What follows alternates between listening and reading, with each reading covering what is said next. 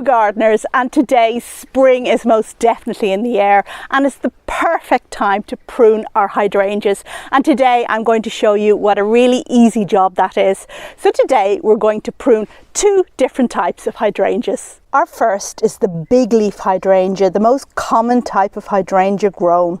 Now, your bigleaf hydrangea may be either mop-head with glorious balls of blue flower if your soil is acidic, or pink flowers if your soil is alkaline. Or your bigleaf hydrangea may be lace cap. In either case, pruning is exactly the same. Firstly, we need to cut out any dead or wimpy branches or any that cross over so that they won't damage the bark on existing branches by rubbing. And we cut these out right at the base so they won't regrow. Next, we need to cut each stem back to a strong pair of buds. Doing this job in spring, it's easy to see the new buds as they're plumping up. And also, by doing this job in spring, we ensure that last year's skeletal flower heads offer winter protection to emerging buds. As a little footnote, if you do get a late frost and that withers your buds after pruning, then just cut back to the next set of buds down. So bigleaf hydrangeas flower on old wood, and we're essentially just deadheading the established branches. There, now wasn't that easy? And now it's time to tackle a different type of hydrangea.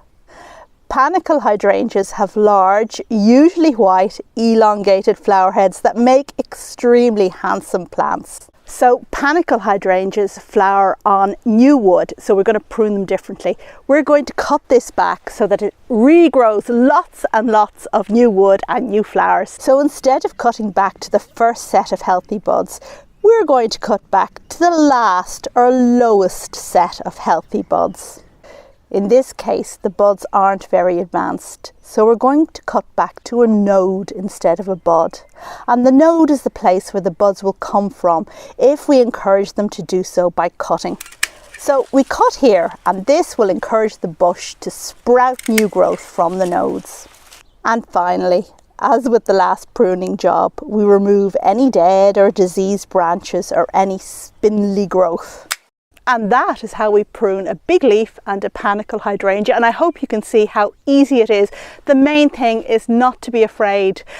Hydrangeas are really robust plants, and if it's in good health and established before you start pruning, even if you butcher it, you're not going to kill it. The worst that can happen is that it won't flower this year.